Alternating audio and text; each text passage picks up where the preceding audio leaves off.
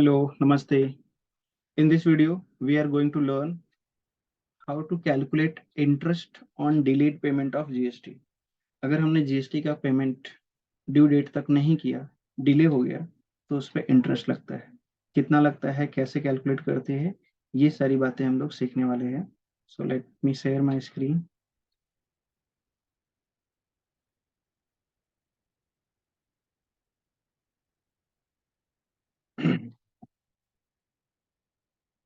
Okay, pay attention. चलो start करते हैं।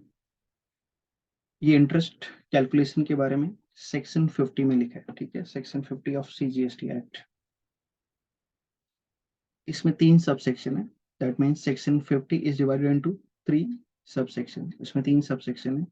उसका sub section 1 under section 50 sub section 1 normal case के बारे में बोलता है। नॉर्मल केस के बारे में मतलब मैंने GST का पेमेंट टाइम पे नहीं किया। बिजनेस में ऐसा कभी कभी हो जाता है कि हम किसी और काम में बिजी रह गए और ड्यू डेट का ध्यान नहीं आया, ड्यू डेट निकल गया, या फिर हम कभी बाहर होते हैं कुछ बिजनेस के डीलिंग से, या कोई और अर्जेंट या पर्सनल कुछ काम हो सकता है जिसकी वजह से हमने टाइम पे पेमेंट नहीं कर पाया। तो ठीक है, कोई बात नहीं, टाइम पे पेमेंट नहीं कर पाया तो बाद में कर दो, लेकिन बाद में करोगे तो जितना डिले हुआ है उस पर इंटरेस्ट लगेगा। उसको हम बोल रहे हैं नॉर्मल केस। मतलब वी एक्सेप्ट आवर लाइबिलिटी, हमारा जो टैक्स का लाइबिलिटी है वो हमको मालूम है, हम एक्सेप्ट कर रहे हैं, बट पेमेंट करने में देरी होगी। ठीक है, तो गवर्नमेंट बोलती ठीक है, इट्स ओके, नो प्रॉब्लम, आप देरी से पेमेंट करने आए तो कर दीजिए, लेकिन इसके ऊपर इंटरेस्ट पे करना पड़ेगा जितना डिले हुआ है। कितना पे करना होगा? 18%। ओके, 18% पर एनम है। पी डॉट ए डॉट लिखा मतलब पर एनम। तो अगर हमने 1 साल तक डिले कर दिया, वैसे कोई इतना करता नहीं, बट अगर हो गया तो 1 साल का 18%। अगर 1 महीने लेट हुआ है, 2 महीने, 10 दिन, 40 दिन, 50 दिन, आप जितना डेज डिले हुआ है कैलकुलेट कर लो अकॉर्डिंगली। रेट ये रहेगा, नॉर्मल केस। ठीक है, बट कई बार हमारे से जो GST का पेमेंट है ना, वो डिले हुआ है, उसमें हमने कुछ फ्रॉड किया है। ठीक है, जो गवर्नमेंट को लगता है कि इसमें हमने फ्रॉड किया है, तो फ्रॉड वाले केस में रेट ऑफ इंटरेस्ट ज्यादा लगेगा। ठीक है, एक तरह से गवर्नमेंट यहाँ पे पिनलाइज कर रही है। नॉर्मल केस में 18% बोला है, फ्रॉड वाले केस में 24%। जो 6% एक्स्ट्रा हुआ है वो पेनल्टी लगा है एक तरीके से, बट पेनल्टी अलग से कैलकुलेट नहीं हो रहा है, यहीं पे रेट बढ़ा दिया है। ठीक है, वैसे GST में और कई सारी पेनल्टीज लगती है, वो अलग है। हम बात कर रहे हैं कि टैक्स का पेमेंट अगर टाइम पे नहीं किया तो इंटरेस्ट देना पड़ेगा जितना दिन डिले हुआ है। नॉर्मल सिचुएशन है, नॉर्मल सर्कमस्टांसेस है, डिले हो गया, 18% टैक्स पे करो, मैटर एंड्स। बट आपने फ्रॉड किया है, तो फ्रॉड कैसा? आपको पता है जब हम टैक्स कैलकुलेट करते हैं तो output tax minus input tax, ITC को माइनस करते हैं, बैलेंस पे टैक्स पे करते हैं।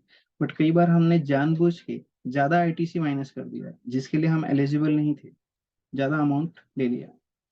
अच्छा, कई बार हम लोग अपना आउटपुट टैक्स लायबिलिटी रिड्यूस करने की कोशिश करते हैं। सपोज GST का रेट था 18%, जिस गुड्स में हम डील कर रहे हैं उस पर applicable rate of tax is 18%, but हमने उस पर आउटपुट टैक्स 12% ही लगाया, सो दैट टैक्स लायबिलिटी कम आए। तो गवर्नमेंट की नज़रों में ये सब फ्रॉड है। अगर ऐसा केस है तो 24% लगेगा। ठीक है, कैलकुलेशन कैसे करना है? बहुत ही सिंपल है। इंटरेस्ट अमाउंट कैलकुलेट करने के लिए आपको सिंपल सा काम करना है। पहले आप निकालो आपका टैक्स अमाउंट कितना बनता है। ठीक है, GST लायबिलिटी जो पे करना है, टैक्स अमाउंट कितना है। अगर आपके पास कुछ ITC का बैलेंस है, वो माइनस करना होता है। नेट टैक्स लायबिलिटी जो पे करना है उसके ऊपर टैक्स लगता है, तो उसके ऊपर ये रेट लगाएंगे। कौन सा वाला रेट? इधर 18% और 24%। आपको ये क्वेश्चन पढ़ के पता चलेगा कि क्वेश्चन नॉर्मल केस वाला है या फ्रॉड वाला रहेगा, तो क्वेश्चन बोलेगा कि इसने एक्सेसिव ITC अवेल किया है, या उसने रॉन्ग GST का कैलकुलेशन किया है, गलत रेट अप्लाई किया है। ऐसा कुछ आपको हिंट मिलेगा तो 24%, otherwise in normal circumstances consider 18% only. ठीक है, सो टैक्स अमाउंट से ITC माइनस किया इनटू रेट, बट ये रेट तो पूरे साल का है, आपने डिले कितना किया है तो वो फाइंड आउट करना है। Number of days delayed divide by 365। 365 क्योंकि रेट पर एनम है ना, पूरे साल का है 365 का, तो हमने जितना डेज डिले किया है वो न्यूमरेटर में आएगा। बट ये डेज कितना डिले हुआ है, ये कैसे काउंट करना है, कहाँ से काउंट करना है, कहाँ तक काउंट करना है, इसका भी सेक्शन 50 में, उसके सब सेक्शन 2 में लिखा हुआ है। ठीक है, बोला था सेक्शन 50 तीन पार्ट में।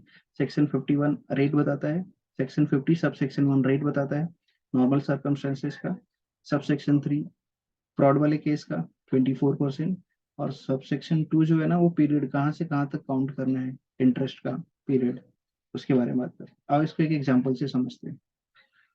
ठीक है, सपोज ये तुम्हारा मंथ ऑफ सप्लाई है। कौन सा मंथ ऑफ सप्लाई है, तो मैं इसको यहाँ पे मार्क कर रहा हूँ, ये तुम्हारा मंथ ऑफ सप्लाई है।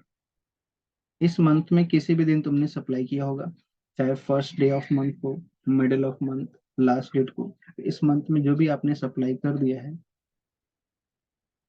इस पे जितना भी जीएसटी का लायबिलिटी बनता है वो आपको नेक्स्ट मंथ की 20 तारीख तक पे करना होता है। हर महीने ये प्रोसीजर चलता है। इस महीने आपने जितनी भी सप्लाई की है, इस सप्लाई के ऊपर जो भी जीएसटी का लायबिलिटी बनता है वो आपको फॉलोइंग मंथ, नेक्स्ट मंथ की 20 तारीख तक, so 20th of next month is the due date of payment. ये तुम्हारा टैक्स पेमेंट का ड्यू डेट होता है, ये डेट तक पे करना है। अब क्वेश्चन में आपको एक्चुअल पेमेंट का डेट भी बताएगा। देखो क्वेश्चन में बताएगा कि आपने सप्लाई कब किया है। ये ड्यू डेट आपको याद रखना है कि सप्लाई वाले मंथ की अगले महीने की 20 तारीख तक हमें पेमेंट करना होता है। ये आपको नॉलेज आपके ध्यान में रखना है। और अगला क्वेश्चन में क्या इन्फॉर्मेशन देगा, एक्चुअल डेट ऑफ पेमेंट। इसने टैक्स का पेमेंट कब किया, एक्चुअल कौन से डेट को पेमेंट किया, वो इन्फॉर्मेशन देगा। अब आपको डेज ढूंढना है, कहाँ से कहाँ काउंट करेंगे, तो आपको यहाँ से यहाँ तक काउंट करना है। ये डेट से लेके ये जो हमने धनुष बनाई है ना, इतने पीरियड का, इसको भी हाईलाइट कर देता हूँ, इस पीरियड को काउंट कर लेना है। ठीक है, ये डेट से लेके ये डेट तक। अब वो 2 महीने, 4 महीने, 1 साल, 2 साल, जितना भी डिले हुआ आपको डेज काउंट करना है। अब डेज कैसे काउंट होता है ये मेरे से मत पूछो। ठीक है, ये आप अपने स्कूल टीचर को याद करो, कौन से महीने में कितना दिन होता है काउंट करो, मुझे नहीं पता। ठीक है, डेज कैलकुलेट करने आपको आना चाहिए। अगर डेज कैलकुलेट करने नहीं आ रहा है तो बड़े शर्म की बात है। ठीक है, फिर चुल्लू भर पानी नहीं, ढक्कन भर पानी में लो और डूब मरो, क्या करो अभी। ठीक है, चलो इसमें थोड़े कुछ अमाउंट के साथ कैलकुलेशन करेंगे तो ज़्यादा क्लैरिटी आएगा। सपोज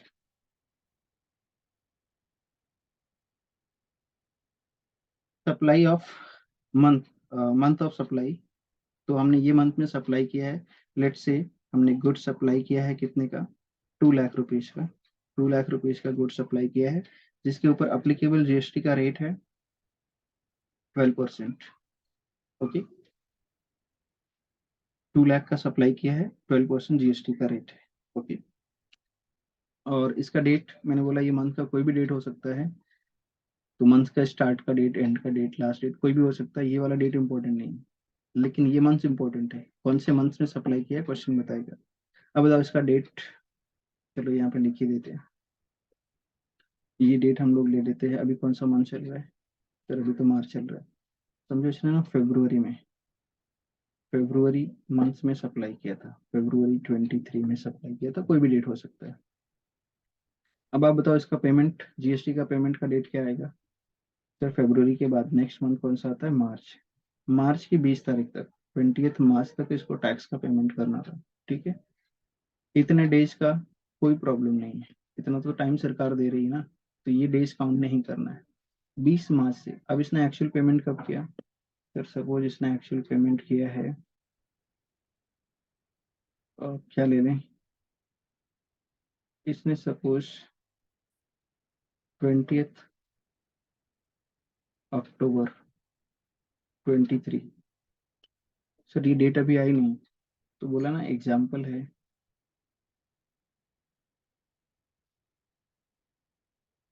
20th अक्टूबर 23 को पे कर रहा है, ये पेमेंट का एक्चुअल डेट है। तो आपको काउंटिंग कहाँ से कहाँ तक करनी है नंबर ऑफ डेज की, ये डेट से 20 मार्च से लेके 20 अक्टूबर तक। ठीक है, काउंट कर लीजिए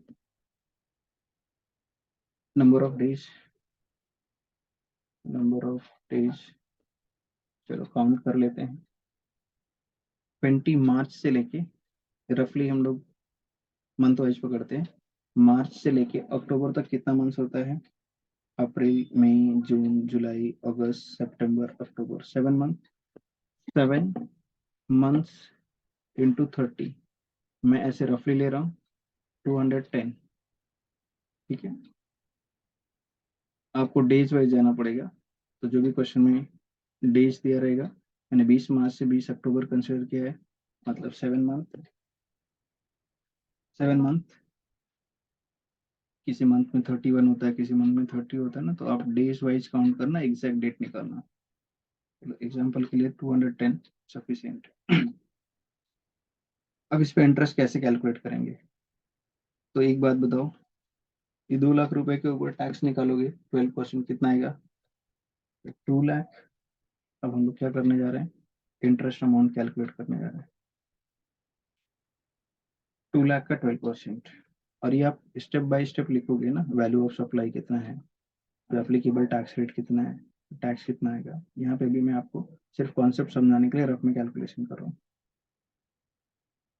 2 लाख इंटू 12%, 24,000। ये 24,000 आपका टैक्स का अमाउंट बनता है। Yes sir. अगर कुछ क्वेश्चन में आईटीसी का बैलेंस दिया होगा, इनपुट टैक्स क्रेडिट का, तो माइनस करो।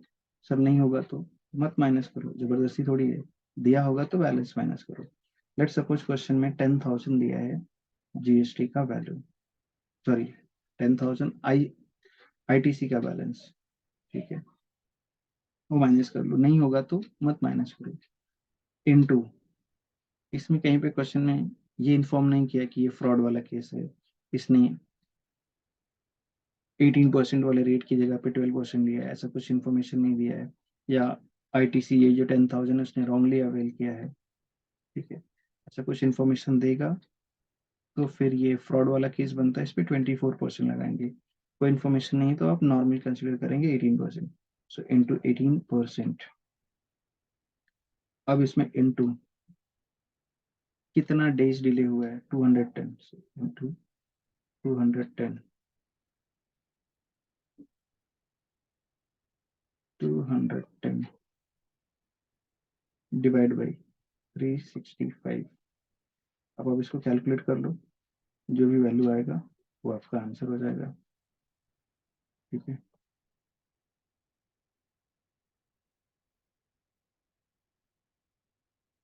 कैलकुलेट करते हैं। 24,000 minus 10,000, 14,000 into 18% into 210 divide by 365। ये आता है 1449.8। इसको आप राउंड ऑफ कर सकते हो, 1450 हो जाएगा रुपीज। 144 नहीं, 1450 कर दो राउंड ऑफ करके। 49.8 आ रहा था, हम इसको 50 कर रहे हैं, 1450। ओके, ये आपको इंटरेस्ट पे करना पड़ेगा। This is your answer. समझ में आई बात? सो बहुत ही सिंपल कॉन्सेप्ट है इंटरेस्ट कैलकुलेशन का। रेट आपको याद रखना है 18% एंड 24%। 18 नॉर्मल केस के लिए है, फ्रॉड वाले केस के लिए 24% है। और दूसरा ध्यान रखना है कि नंबर ऑफ डेज हम कहाँ से काउंट करेंगे, कहाँ तक। तो सिंपल सी बात है, जिस दिन हमने टैक्स पे किया उतने ही टाइम तक का इंटरेस्ट, डिले किया तो उतने टाइम का इंटरेस्ट लगेगा। बट काउंटिंग कहाँ पे करना? डेट ऑफ सप्लाई से नहीं, क्योंकि जिस डेट को सप्लाई किया उस दिन टैक्स नहीं भरना होता है। टैक्स भरना होता है अगले महीने की 20 तारीख को। तो next month, following month of supply, उसकी 20 तारीख से लेके एक्चुअल पेमेंट की डेट तक नंबर ऑफ डेज काउंट करो, रेट मल्टीप्लाई करो। और हाँ, अगर आईटीसी का बैलेंस दिया होगा तो वो माइनस कर लेना। ठीक है, ये पहले नहीं होता था, बट बाद में सरकार ने अमेंडमेंट किया कि ठीक है, आपका जो आईटीसी है वो माइनस करके, नेट ऑफ करके, नेट बैलेंस पे टैक्स इंटरेस्ट पे करो। ठीक है, आई होप आपको ये वाला कॉन्सेप्ट समझ में आया होगा। और इसके ऊपर अगर एग्जाम में क्वेश्चन पूछता है तो will be able to crack it easily. Okay, समझ में आई बात? और बात समझ में आई, वीडियो को लाइक करो, सब्सक्राइब करो, शेयर करो, दूसरों का भी फायदा कराओ। तुम्हारा तो फायदा मैं फ्री में करवाता हूँ, तुम भी किसी और का फ्री में फायदा करवाओ। ठीक है, शेयर कर देना। बाय।